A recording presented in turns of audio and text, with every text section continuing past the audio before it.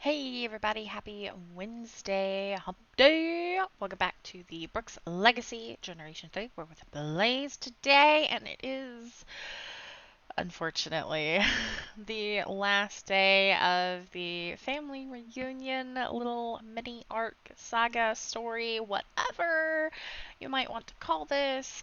Um, yeah, it's the last day or the last episode and the second part of his week before fall hits and our boy is going to be locked behind university bars. And when I say bars, I mean homework. Lots and lots and lots of homework. I'm free of that, thankfully. Now I can put my Sims through it and laugh.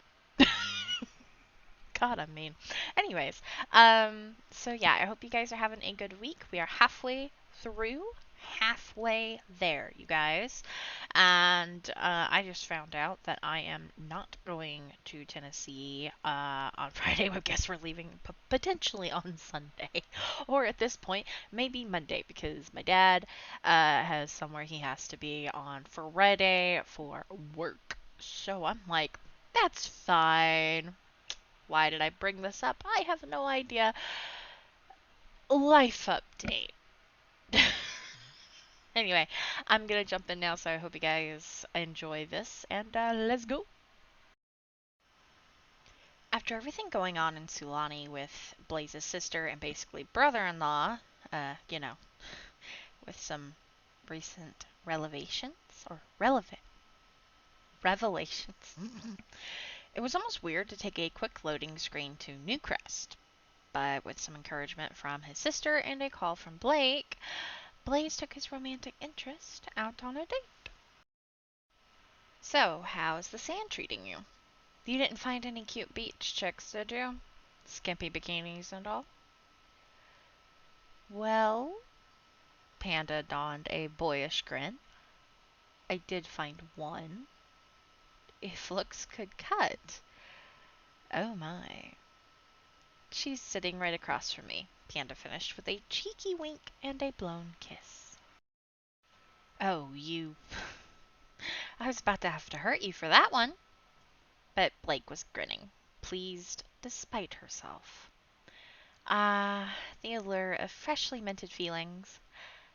Maybe even the big L word?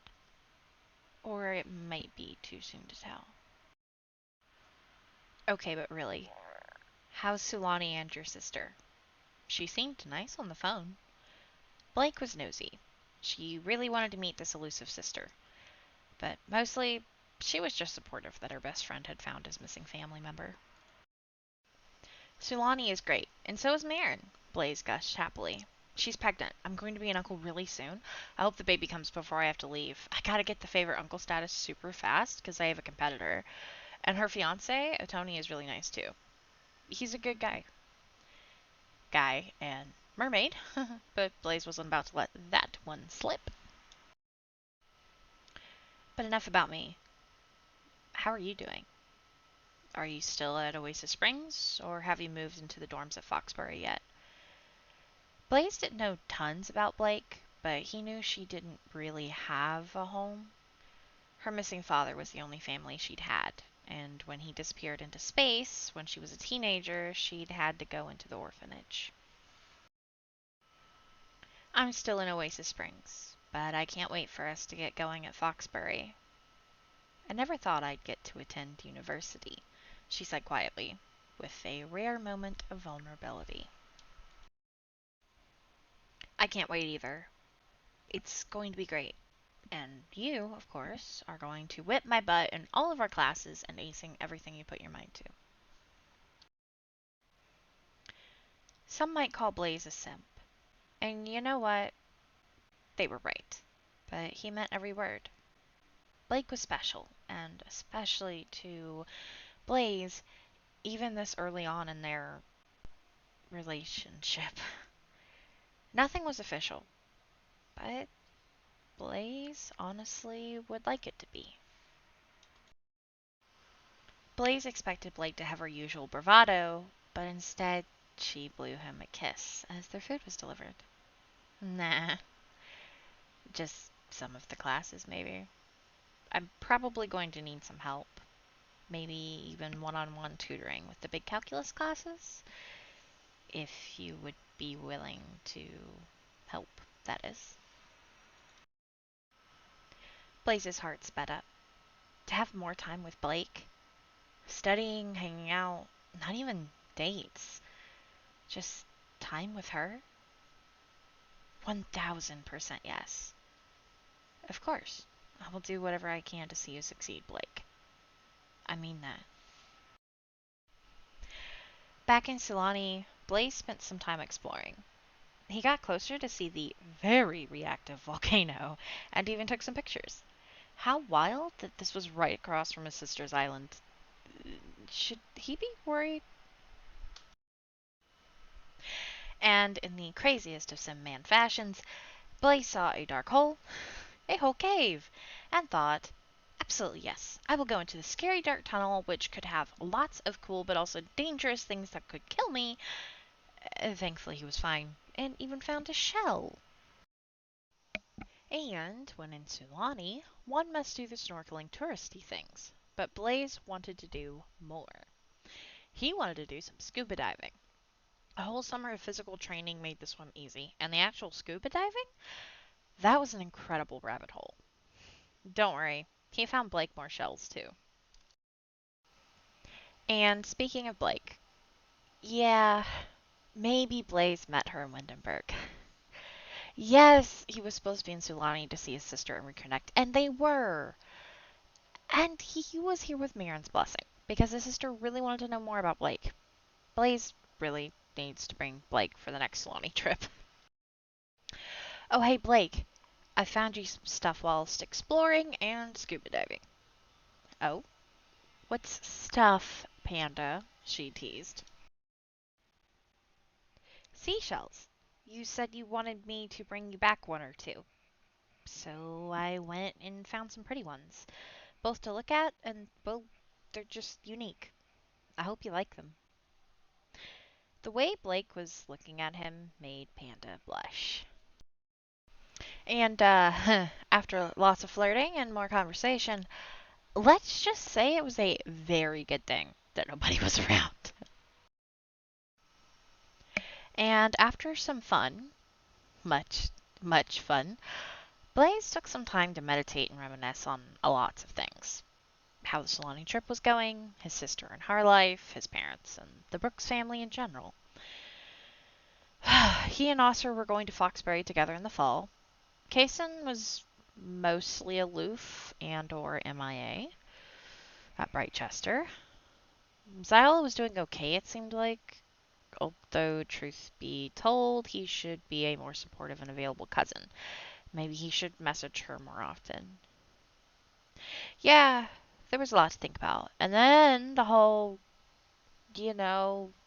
mermaid thing.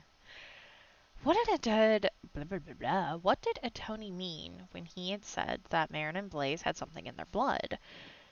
They couldn't do magic, right? Like, they'd be able to feel it, surely. And did that mean that his little niece or nephew was going to be a mermaid too? Or there was a chance? Would Marin be safe to give birth? It was still so weird to think about a sister giving birth. His big sister, nearly married and having a baby, yet it was only yesterday that she was running away from home, leaving him behind with a promise to call, and him silently promising to find her. It had taken them a while, but they both had kept their promises. Hey there, buddy. It's so weird you are a fox, man. How did my sister get a fox like our uncle? You don't happen to know a fox named Red, do you? It was surely a coincidence, but a cool one regardless. Oh, but the vacation wasn't all hunky-dory? Because why... why must Hope's children give the Watcher heart attacks? Andy's kids never gave her this much trouble. At least organically. Marin got this particularly strange bovine plant from a gardening friend of Tony's, one that was both a scientist and a mermaid.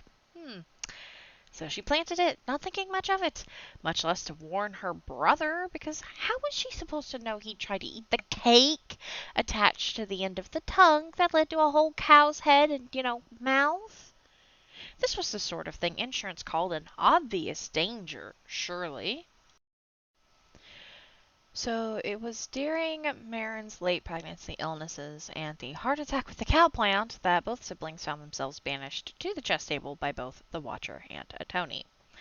It was nice, playing a game in companionable silence. Panda was much better with logic, but Marin enjoyed the challenge. Panda also wanted his sister to know something. Because despite him wanting to ask her so many questions, the largest one, when are you going to visit Mom and Dad? He needed her to know this more. Hey, Mar. I'm proud of you. It couldn't have been easy leaving home or being here with basically nothing. Starting over isn't easy, and we've never had difficulties like what you went through. But what you've built is nothing short of incredible.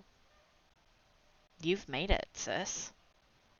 And yeah, you've got a ways to go, but dang, Mar. I only hope to be this brave and strong one day. That conversation had led to many shed tears on Marin's part, and a big hug, but once again, Panda meant every word. He wasn't going to be naive and say that his sister had been in the right. And ultimately, at this point, it didn't matter who was right or wrong. Both his sister and Mom had been wrong back then, if he was forced to speak his mind on the topic. And push came to shove, and things got really messy. But Marin had changed, and Panda thought his mom had too. Maybe Marin was ready to go back home for a visit. But her new home was in Sulani now. Marin would always be a Brooks, but she was going to forge her own name in that space, like Uncle Andy had. Thus, it was up to Blaz to pick up their mom's mantle and continue down the path Grandma Eden's shadow had laid. He was ready for it, mostly. Blaz had sort of assumed this would be the case when he was a teenager, but Marin was the oldest, and thus it was her title by birthright.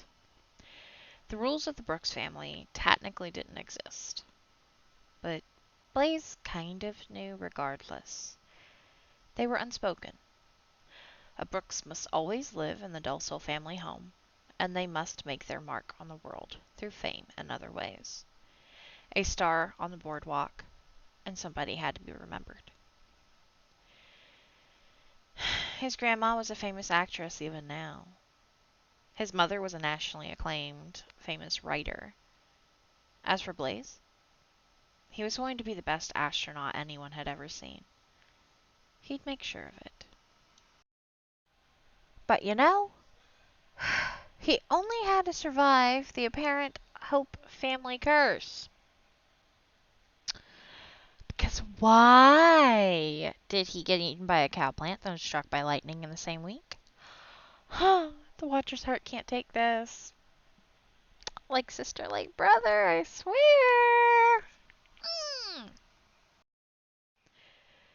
But on a happier note, Blaz was on his way out of town when he got the news that a certain little someone had made their way to the world. So this doting uncle hightailed it back to Sulani on a late-night loading screen to welcome his little nephew Lear to the world. Panda got a summer wish after all.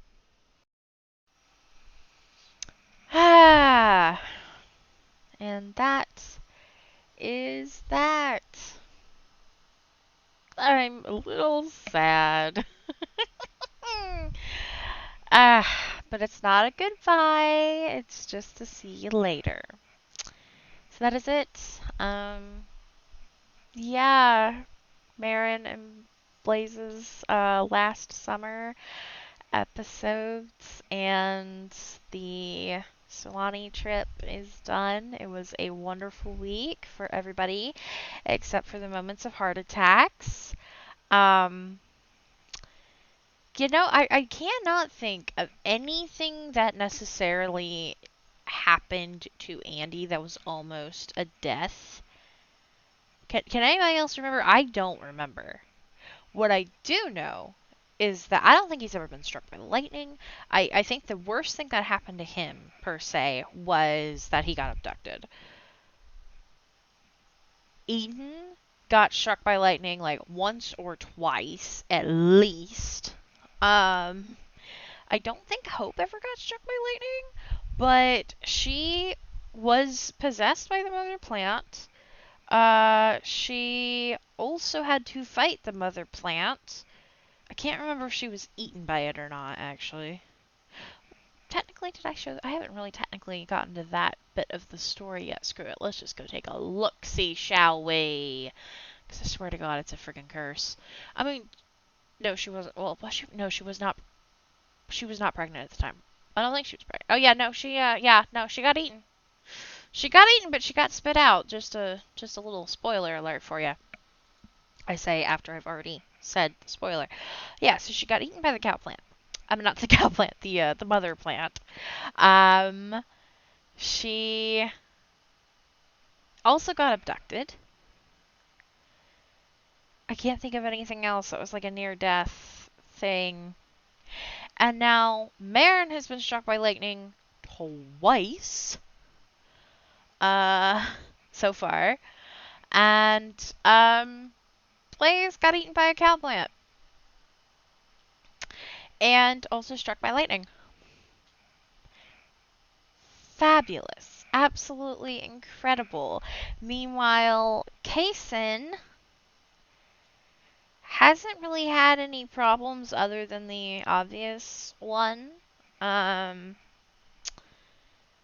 Oscar hasn't had any, and Ziola also hasn't had any, so it's like there's clearly a family curse going on over here. What is happening? Anyways. Sorry, the watcher has to let out some stress because it stressed me out. I was literally thinking, oh my god, I did not just damn near lose Marin just after she had her baby. What the heck, no game. And then it was like, yeah, no, Blaz is gonna be the heir. Oh, he got struck by lightning, you son of a... Anyway. I love this game. I do. I promise. It just stresses me out sometimes. Like, currently in my Through the Veil household, I'm setting up because explain to me why in 3 weeks of gameplay my sim has been abducted 3 times. Some other stuff has happened too, but it's just the abductions. I'm like, really? Really? You son of a biscuit eater, really? Anyway, so that is going to be it for this week's Brooks Legacy updates. Next week we're going to have Zayala, and if everything goes to plan, Kaysen. And I say if everything goes to plan because I need to look at my pictures. So, I hope you guys enjoyed the Sulani trip as much as I did, or at least, some of it. What do y'all think of Blake? Do you think that she is the one? Or is it too soon to tell? I'm curious your thoughts on that. But yeah, so next time we see Blaz, he will be at university. Ah! So exciting. So yeah, have a great rest of your week, you guys. Thank y'all so very much for watching and listening. I really appreciate y'all. And don't forget, where the water's slow, legacies grow. Bye!